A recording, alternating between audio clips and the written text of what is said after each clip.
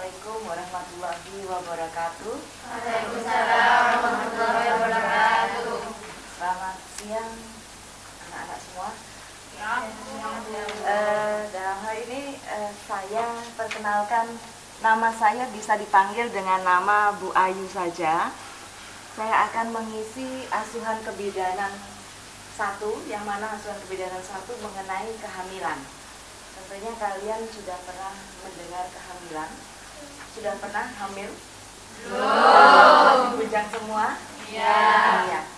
Kalau begitu, meskipun belum pernah hamil, setidaknya mengetahui kehamilan itu bagaimana mendeteksinya, karena anda semua adalah calon bidan.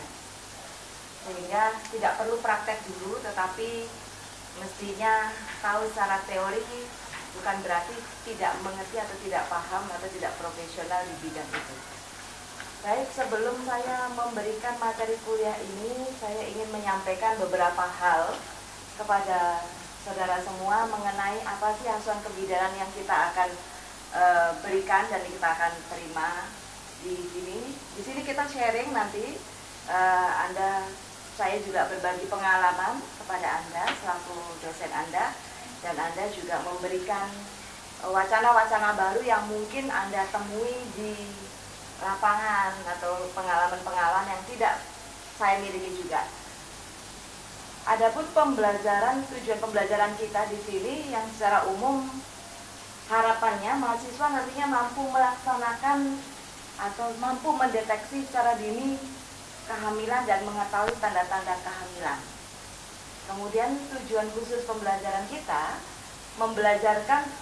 menjelaskan pengertian tentang deteksi dini kehamilan dan tanda-tanda kehamilan, menguraikan tentang pengertian dari tanda tidak pasti hamil, tanda kemungkinan hamil, dan tanda pasti hamil itu sendiri. Kemudian mempraktekkan secara nyata asuhannya dan mendokumentasikan asuhan kebidanan yang telah dilakukan. Seperti ini, ya.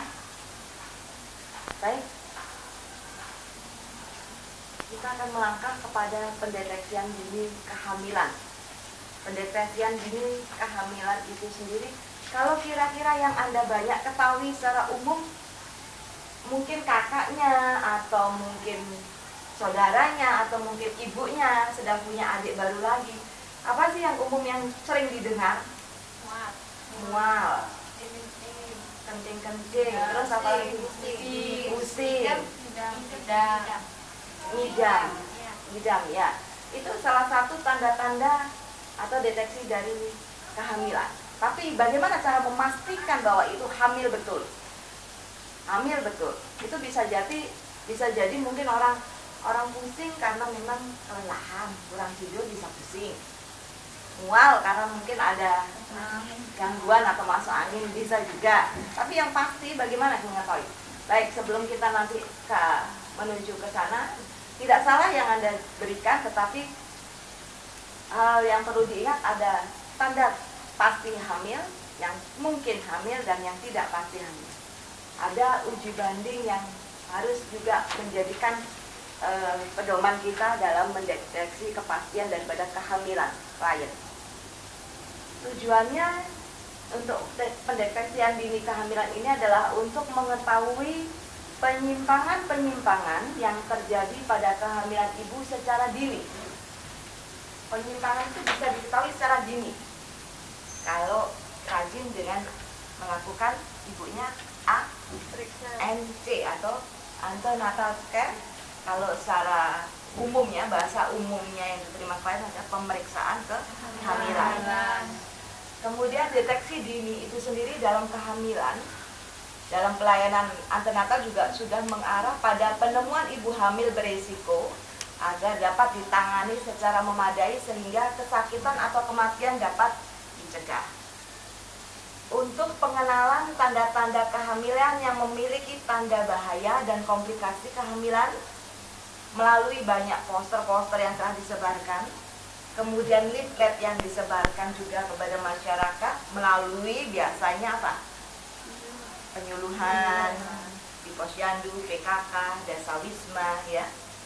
Kemudian Juga kunjungan-kunjungan yang dilakukan oleh kader-kader kepada ibu hamil dalam pelayanan prenatal maupun pada kegiatan kunjungan rumah di sana. Ya. Selanjutnya,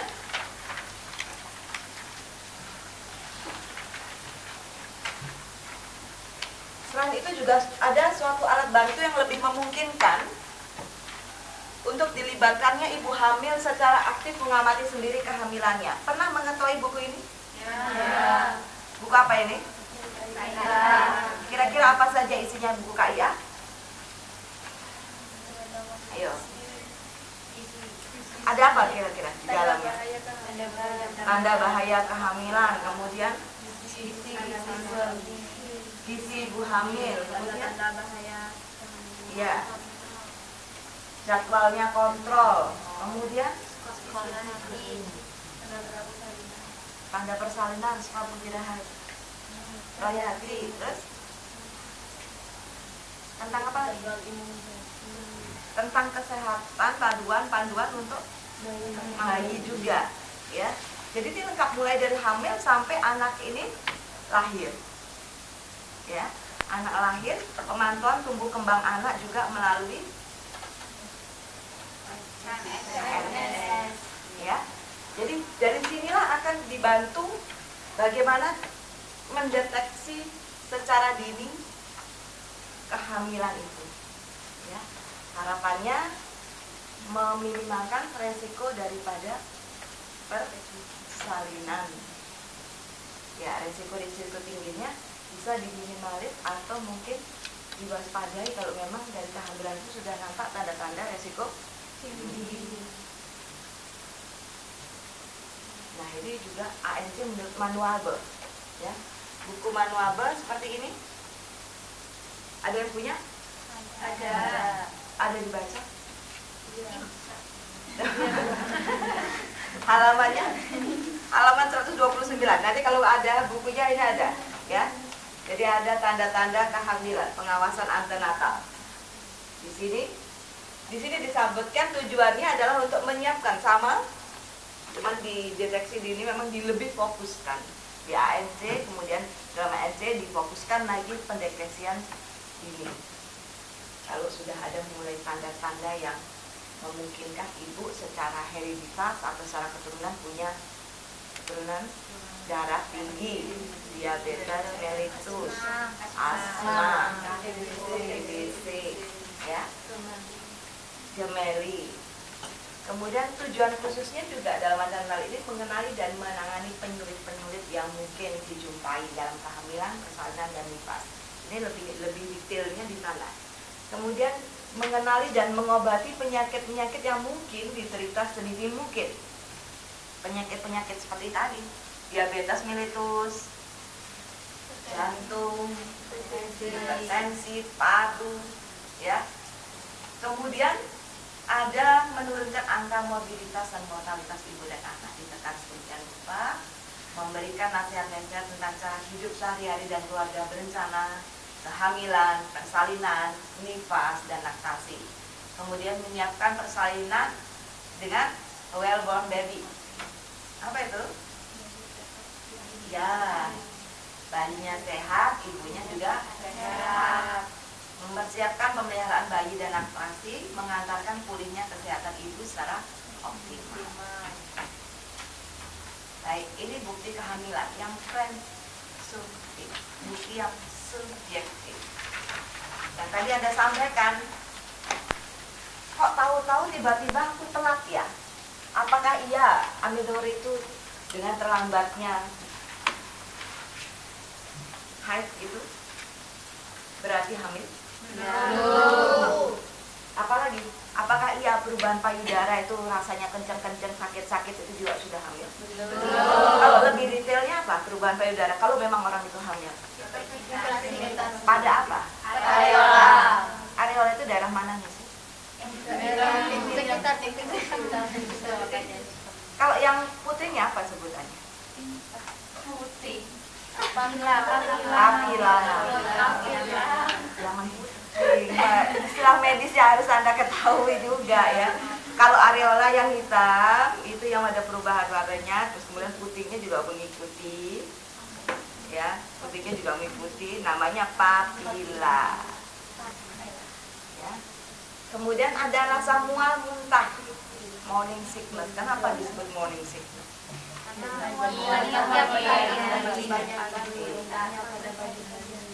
Frekuensi berkemihnya berlebihan. Kenapa itu terjadi biasanya?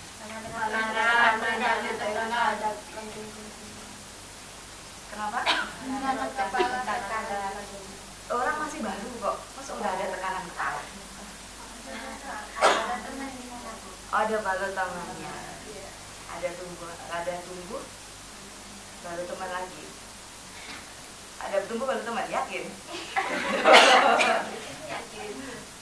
Yakin?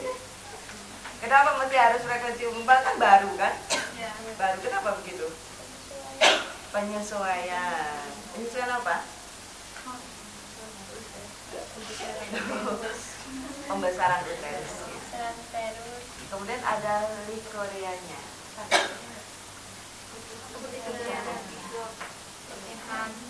Tanda Chadwick. Apa Chadwick? Kebiruan di perut. Gimana melihatnya?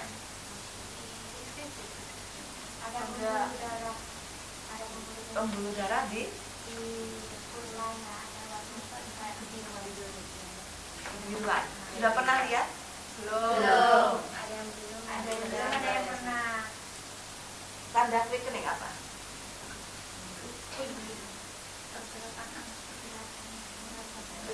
Ya, mulai ada denyut kecil-kecil ya, denyut di perut itu. Kemudian tanda yang objektif yang pasti dari protolitis itu pertumbuhan perubahan uterusnya jelas gitu ya. Kemudian ada tanda Hegan melunaknya segmen bawah uterus, temen, lentingan janin di uterus saat palpasi. Jadi kalau dipalpasi di perut itu, palpasi diapain sih? Diraba. Di perut itu rasa ada lentingan. Tapi jangan kalau mereksa pada waktu kehamilan awal, jangan mereksanya terlalu ditekan. Cukup ditekan dengan 2 jari halus ini, itu akan Anda rasakan ya. Kemudian ada Braxton Hicks, kontraksi selama kehamilan akan dirasakan pada minggu keberapa? Minggu ke-12. Braxton Hicks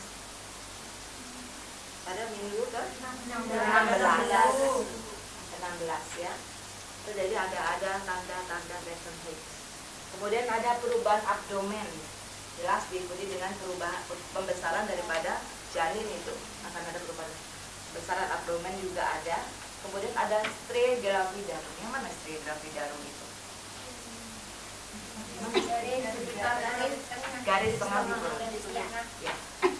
Kemudian pigmentasi pada linea nigra juga di atasnya ya. Ya. Kemudian yang pasti positif. Kalau ini terjadi pada usia kehamilan 16 minggu. Dimasuk usia 4. Ada yang lebih awal, ada yang lebih mundur. Ya. Bisa terdengar di bawah itu. Tapi kalau pakai Doppler itu 4 bulan saja, 16 minggu saja sudah mulai bisa didengarkan. Tapi kalau yang pakai fundoscope itu agak kesulitan, agak lembut sekali. Jadi biasanya di usia yang 5 bulan, agak lebih tua sedikit. Kemudian teraba bagian anak oleh pemeriksa, sudah mulai terasa. Ada usia berapa ini?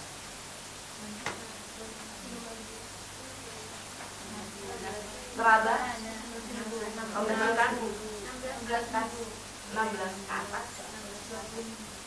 Terlihat hasil konsepsi dengan USG. Hasil konsepsi oleh USG diperdeteksi di usia berapa? Begitu telat langsung bisa? Ya. Yakin Pak? Bisa. USG sekarang udah canggih-canggih. Kadang masih telat, baru telat tidak sampai 1 minggu, karena sekarang sudah modelnya udah dimensi 4 dimensi. Sudah berwarna juga, bisa di print ya, bisa dilihat juga bakal-bakalnya. Itu lebih dari awal sudah bisa diketahui. Teraba gerakan janin oleh pemeriksa itu mulai biasanya bersamaan dengan terdengarnya denyut. Pemeriksaan penunjang yang untuk memastikan kehamilan berikutnya adalah pemeriksaan penunjang. Adanya laboratorium dan USG. Laborat itu sendiri biasanya yang paling awal adalah tes urin, tes urin, tes kehamilan. Kemudian dilanjutkan kalau ada komplikasi, dilanjutkan dengan adanya darah, tes darah, kemudian lendir daripada vagina. Kemudian USG-nya jenis kelamin, kalau mau ingin tahu, di situ juga ukuran bayi kelihatan sehingga bisa ditaksir kelahirannya. Andai kata si klien lupa HPHT-nya, hari pertama, hari terakhirnya, jumlah cairan aminnya apakah dia harus poli, ya. Nah, diagnosis banding sebuah kehamilan hampir sama dengan kehamilan biasa, tetapi kita harus tahu dulu apakah ini hamil benar, ada janin, ada bayi, ada pembesaran uterus yang sesuai dengan perubahannya. Di sini ada keterangan hamil palsu atau pseudocyesis, ya. Gejalanya dapat sama dengan kehamilan, seperti tidak mendapatkan mens, kemudian perutnya membesar, dia juga mual, dia juga muntah, air susunya juga keluar, bahkan wanita itu merasakan gerakan janinnya. Namun pada pemeriksaan uterus tidak membesar, ya, tanda-tanda kehamilannya lain dan reaksi kehamilannya juga negatif. Nah, ini juga perlu penanganan bagi kemudian adanya myoma uteri, perut dan rahim membesar, namun pada perabaan rahimnya terasa padat, kadang berbenjol-benjol gitu ya, kayak ada joldet-joldet. Kalau kita raba itu kayak lentung-lentung gitu ya. Tanda kehamilan negatif dan tidak dijumpai tanda-tanda kehamilan lainnya. Kemudian ada kiste ovari. Perutnya sama membesar, bahkan makin bertambah besar, namun pada pemeriksaan dalam, rahimnya teraba sebesar biasa. Reaksi kehamilan negatif, tanda-tanda kehamilan lain juga negatif. Kandung kemih penuh dan terjadi retensi urin. Pada pemasangan kateter keluar banyak air kencing, karena kencingnya tidak bisa keluar. Kemudian ada hemalometra. Uterusnya membesar karena terisi darah yang disebabkan himen imperforata. Ya. Ada stenosis vagina dan cervix. Nah, tanda kehamilan pada primi gravida. Ciri-cirinya, primi itu apa sih? Kehamilan pertama. Ini gravida.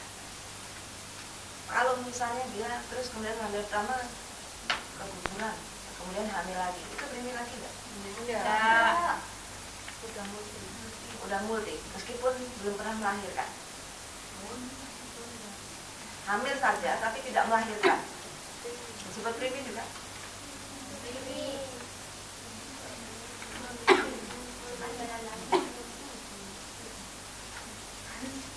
Mana? Apa sih kata? Pak, maksud dari primi gravida. Primi itu orangnya pertama. Tidak.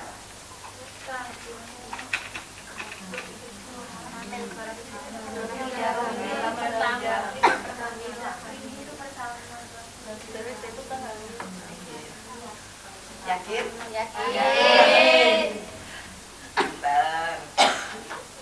Baik, di primi gravida akan dijumpai ciri-ciri sebagai berikut. Perutnya tegang biasanya, pusarnya menonjol, rahimnya juga tegang. Mengetahui caranya mengetahui rahimnya tegang di mana? Pak harus dititik. Kalau tadi di yang nomor 1 disebut perutnya yang tegang, bedanya dengan rahimnya yang mana?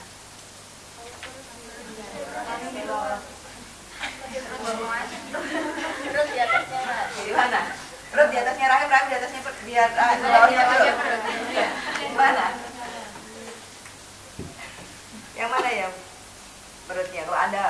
palpasi begitu, perutnya tegang. Mana yang dilihat perutnya tegang? Rahimnya tegang. Perutnya yang di atas, rahimnya kalau ada raba itu rasa tegang, belendung. Ya, kalau Anda palpasi kan sering, Anda kan sudah semester 5 kan, jadi kalau palpasi tahu, begitu mengukur PFU-nya itu pundusnya yang tegang. Kemudian perutnya yang bagian sekitarnya kan dia tidak tegang sekali, kecuali kalau pada kering. Ini tuh tetap ya kayak masih ketat, kayak ibarat balon itu baru pertama ditiup itu masih kelihatan hilap gitu ya. Nanti terus airnya dikeluarkan, kalau udahnya dikeluarkan dicoba tiup lagi sudah beda konturannya ya. Kemudian payudaranya juga tegang. Kalau pada multi payudaranya tidak lagi tegang sekali, tidak sampai menonjol begitu, biasa ya. Kemudian labia mayoranya tampak bersatu, himennya koyak pada beberapa tempat ya. Vaginanya sempit dan rugainya yang utuh. Serviknya licin, bulat, tidak dapat dilalui oleh satu ujung jari. Perineumnya juga utuh dan baik. Kalau yang multi, perineumnya terlihat sekali ada luka. Apa namanya? Luka.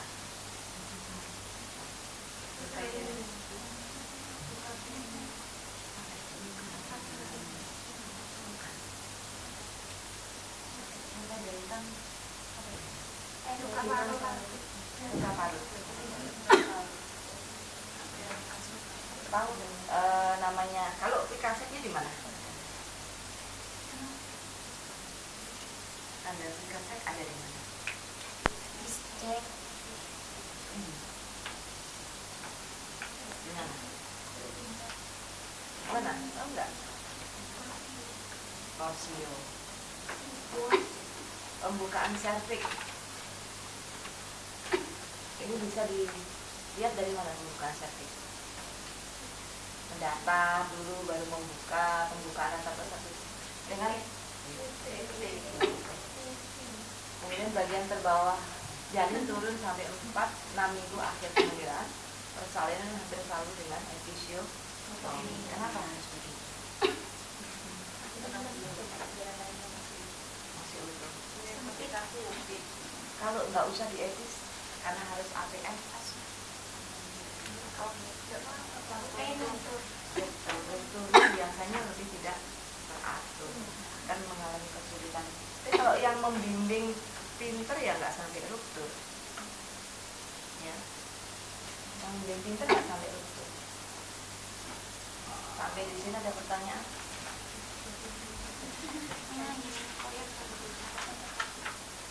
Bimbingnya kayak bimbing apa sih? Koyak. Dia udah koyak di lubang pet karena apa namanya ininya tadinya kan utuh begini, selaputnya tipis seperti plastik itu lebih tipis lagi. Tapi kalau di mulut dia nggak koyak lagi, dia tidak utuh. Kenapa? Lihatnya aja pada saat kita PT itu bisa kelihatan kan. Kalau yang apa namanya, yang primi itu kan masih seret sekali ya, masih seret ya. Ininya mulus, masih tidak ada robekan. Kalau dimasukkan satu jari itu, kalau kita PT kan mesti caranya satu dulu, tangan kita masuk, kalau kita buka gitu aja ini kelihatan. Hibennya di sini masih kelihatan udah koyaknya, tapi bukan koyak apa ya? Bukan koyak kayak multi gitu enggak. Kalau multi kan dia bukan koyak lagi, tapi sudah tidak utuh badan. Nyambungannya bentuknya multi di sini tidak utuh. Kalau nggak dipraktek nggak bisa melihat secara rinciannya. Ada lagi yang mau bertanya? Nah, untuk yang pendokumentasian itu sudah didokumentasikan.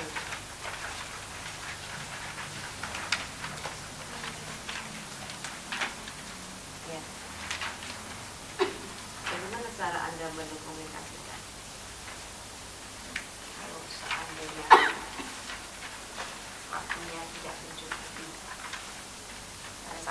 itu gimana dulu? Misalnya nggak sempat nih, ada pasiennya banyak, ada cuma berdua dengan bidannya nggak punya asisten.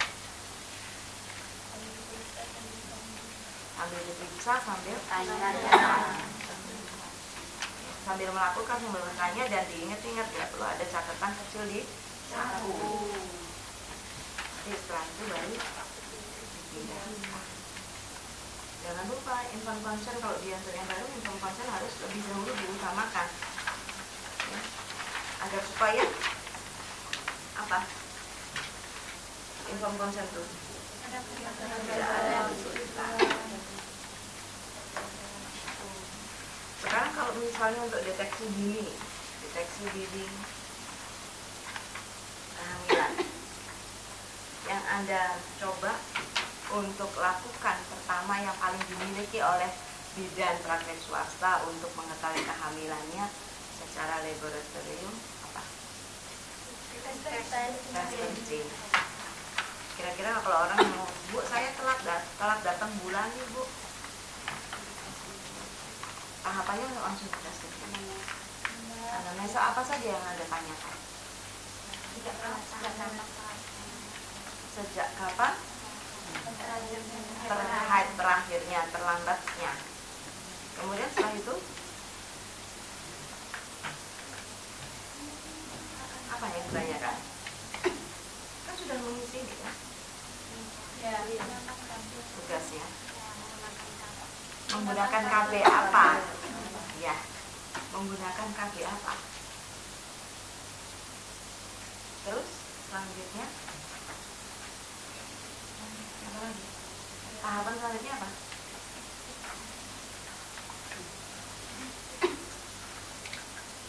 Kira-kira konselingnya dia udah ngomong komunikasinya. Ibu, sejak kapan terakhir mensnya terlambat? Sudah berapa hari menurut hitungan Ibu? Kan begitu? Iya. KB terakhir yang Ibu lakukan mengikuti KB apa? Oh, tidak KB. Oh, iya. Apakah berapa putranya? Apakah ini kehamilan yang diinginkan? Ibu berkenan untuk tes sekarang, gitu ya. Berkenan sekarang mau di tes, silakan Ibu ke belakang. Ini alatnya, diberi apa alatnya? Langsung tes packnya di bawah. Tempat kencingnya, bengkok boleh, kencing boleh, tempat plastik kecil boleh ya. Disuruh kencing, dipesan apa pada saat kencing ini?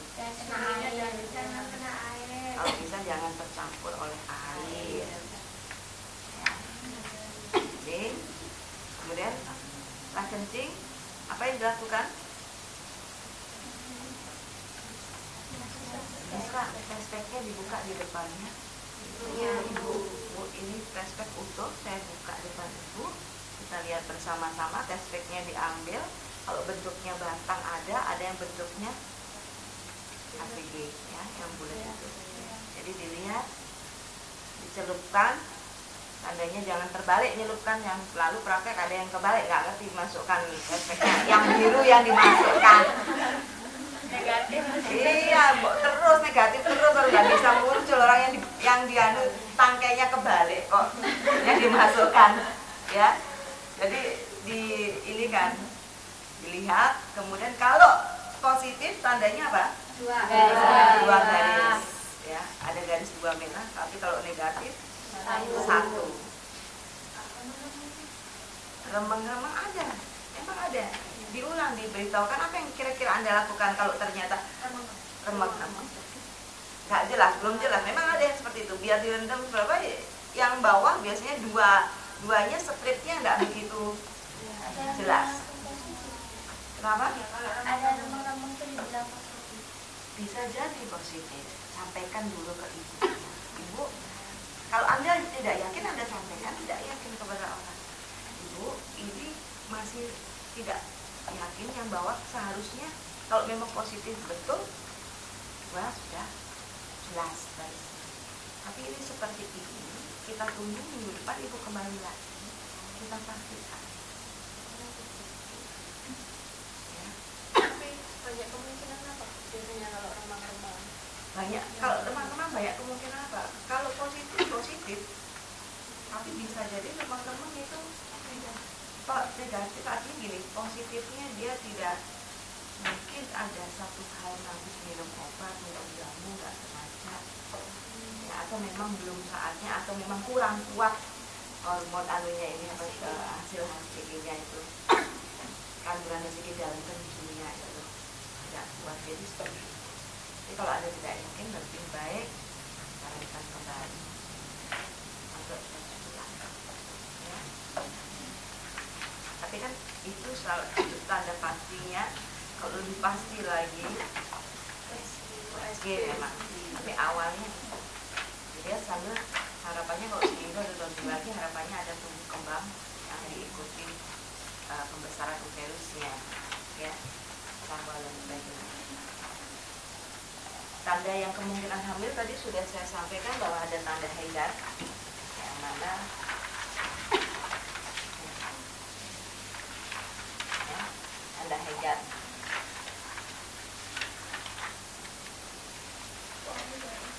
Ini harus masuk tangan ini memang. Kalau tanda haidar, tanda pikasteknya, tanda yang kosong di bagian apa namanya, tempat kosong pada rongga uterus itu, kalau Anda tekan itu terasa ada tempat kosong di rongga uterusnya. Ya, kemudian berdasarkan haid tadi sudah disampaikan bahwa itu akan muncul pada kehamilan 16 minggu atau 16 minggu. Ya. Sampai di sini ada pertanyaan? Ada pertanyaan? Saya berharap kalian nanti mencoba belajar sendiri di rumah dengan banyak membaca. Anda buka di halaman 129. Ya.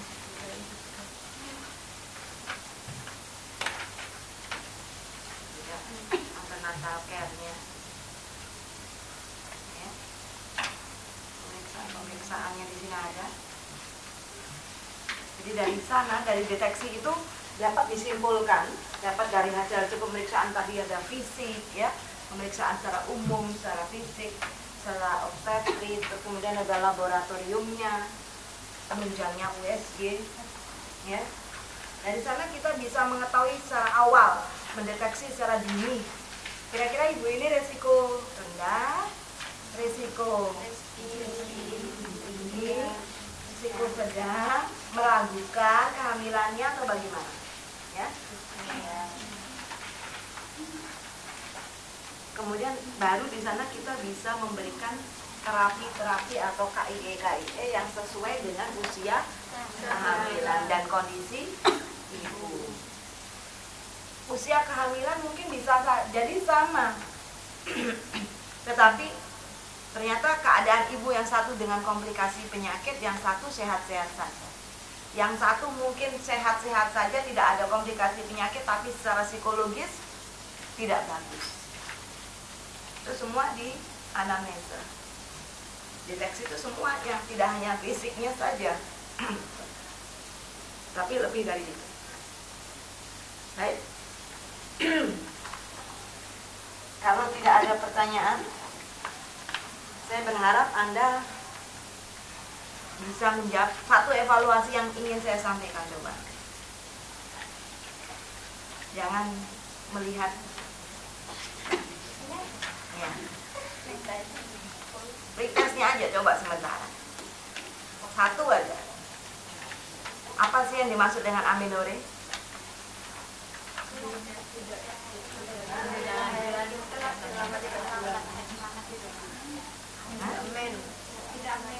Tidak terjadinya menstruasi, ya, tidak terjadinya menstruasi itu namanya amenorrhea. Baik, yang lainnya nanti evaluasinya di minggu mendatang kita akan bertemu kembali. Saya berharap Anda lebih jauh memahami tentang kehamilan, baik deteksi dininya, bagaimana cara melakukan pemeriksaan palpasi mulai melalui report dan pendokumentasiannya. Kita akan bertemu di minggu depan. Saya berharap kesiapan Anda dan minggu berikut dengan kita akan coba praktek di minggu berikutnya.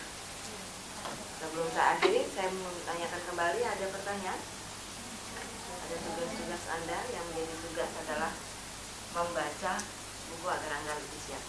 Sampai di sini saya akhiri dulu pertemuan kita hari ini.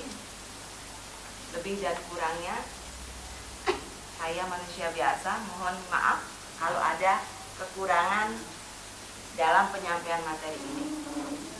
Terima kasih perhatiannya dan partisipasinya. Saya akhiri. Wassalamualaikum warahmatullahi wabarakatuh. Waalaikumsalam.